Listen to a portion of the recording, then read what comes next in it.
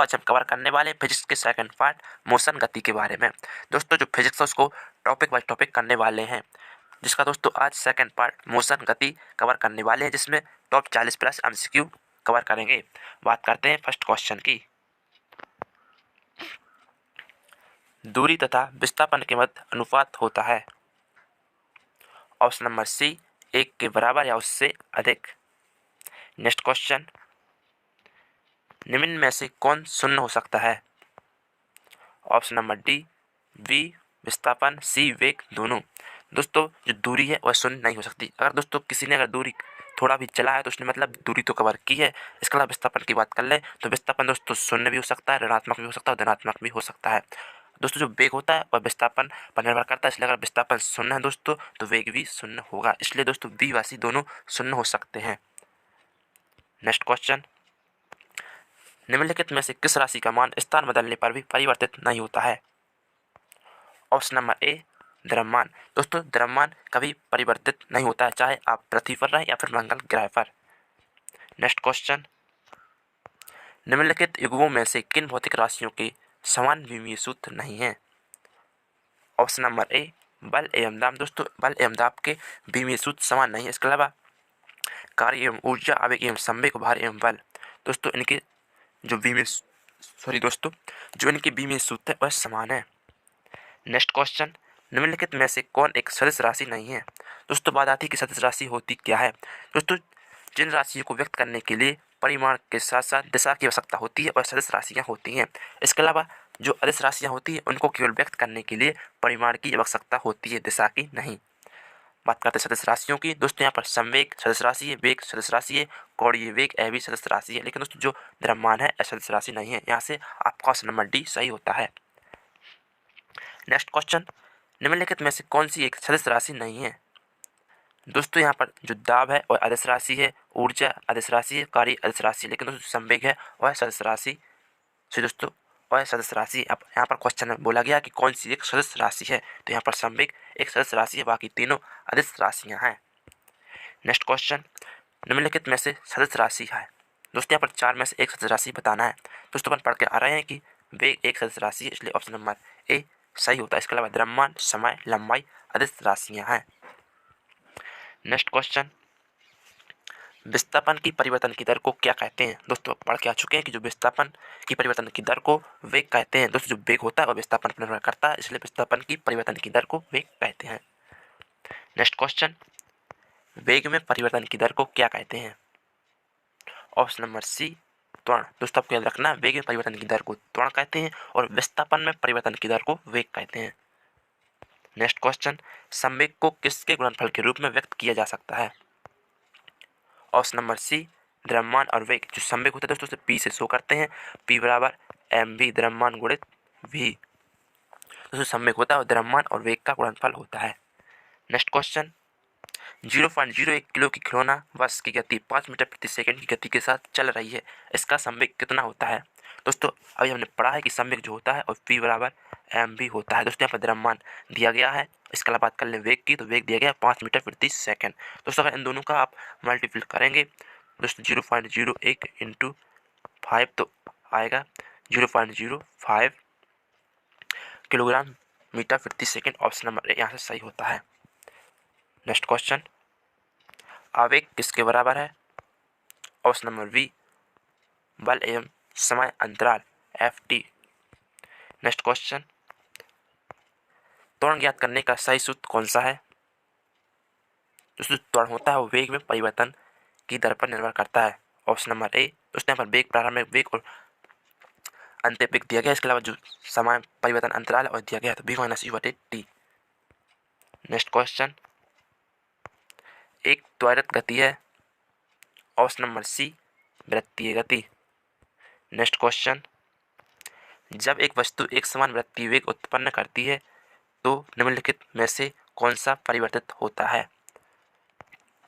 दोस्तों वृत्तीय गति ए होती है। यहाँ पर दोस्तों अगर यहाँ से एक साइकिल घूम रही है, आप घेर दोस्तों एक समान वेग के साथ, दोस्तों जो संवेग परिवर्तन नहीं होगा, गति भी परिवर्तन नहीं होगी, गति दोस्तों एक ही रहेगी।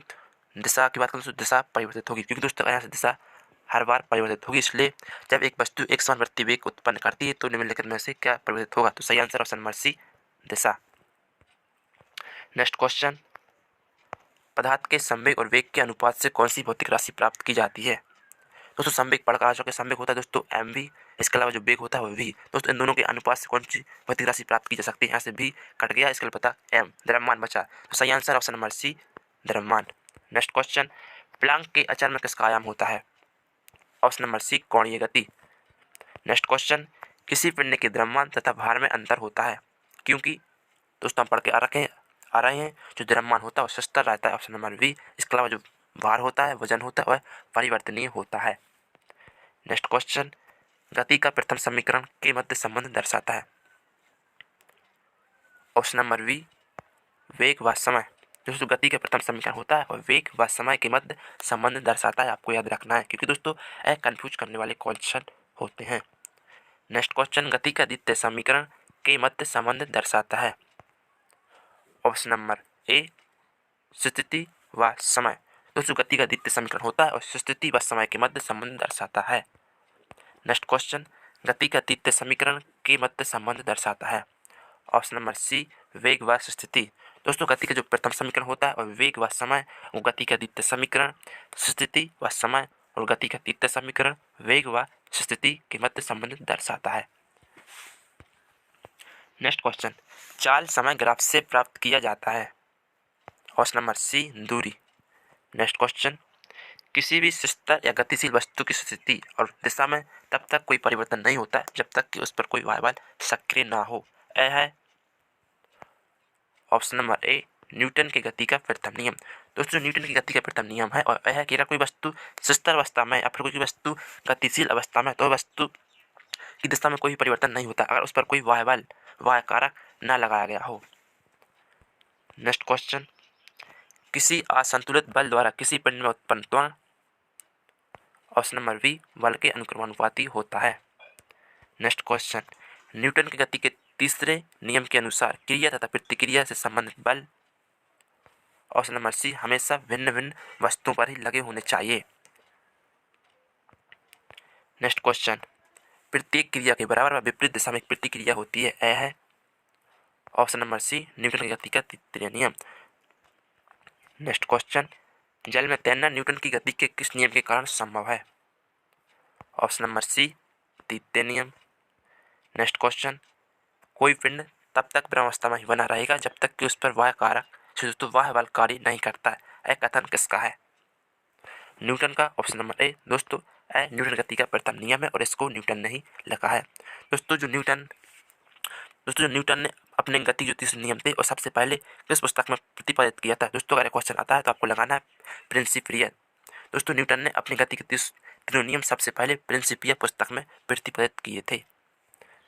नेक्स्ट क्वेश्चन, बल की परिभाषा आती है न्यूटन के गति के पहले नियम से, option number A. Next question, बल के समीकरण में F किसके बराबर है? दोस्तों जो बल होता है वह द्रव्यमान और त्वरण का गुणनफल होता है, ऑप्शन नंबर सी, ma। फिर दोस्तों ma। नेक्स्ट क्वेश्चन, किसी पिंड के उस गुणधर्म को क्या कहते हैं जिससे वह सीधी रेखा में विराम या एक समान गति की स्थिति में किसी भी परिवर्तन का विरोध करती है? ऑप्शन नंबर बी, जड़त्व। नेक्स्ट क्वेश्चन, न्यूटन के पहले नियम को भी कहते हैं? ऑप्शन नंबर बी, जड़त्व का नियम। इसके अलावा दोस्तों न्यूटन के पहले नियम को गैलीलियो का नियम भी कहते हैं। नेक्स्ट क्वेश्चन, गाड़ी खींचता हुआ घोड़ा किस बल के कारण आगे बढ़ता है? ऑप्शन नंबर डी, पृथ्वी द्वारा घोड़े के पैरों पर आरोपित बल से। नेक्स्ट क्वेश्चन, चलती हुई बस जब अचानक ब्रेक लगाती है तो उसमें बैठे हुए यात्री आगे की दिशा में गिरते हैं, इसको किसके द्वारा समझाया जा सकता है? ऑप्शन नंबर बी, न्यूटन का पहला नियम। नेक्स्ट क्वेश्चन, रॉकेट की कार्यप्रणाली किस सिद्धांत पर आधारित होती है? ऑप्शन नंबर ए, न्यूटन का तृतीय नियम। नेक्स्ट क्वेश्चन, अश्व यदि एकाएक चलना प्रारंभ कर दे तो अश्वारोही की गिरने की आशंका का कारण है?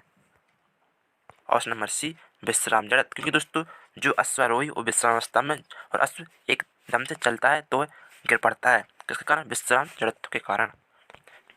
नेक्स्ट क्वेश्चन, क्रिकेट का खिलाड़ी तेजी से आती हुई बॉल को क्यों हाथ को पीछे खींचकर पकड़ता है? ऑप्शन नंबर ए, बल। सही दोस्तों, बॉल विश्राम की स्थिति में आ सकती है, क्योंकि दोस्तों जिस कारण वह चोट लगने से बच जाता है। नेक्स्ट क्वेश्चन, बल गुणनफल है। ऑप्शन नंबर बी, द्रव्यमान और त्वरण का जो बल होता है F बराबर ma होता है। नेक्स्ट क्वेश्चन, साइकिल चलाते समय जब हम पेडलिंग करना बंद कर देते हैं तो साइकिल धीमी क्यों होने लगती है? ऑप्शन नंबर डी, इस पर घर्षण बल कार्य करता है।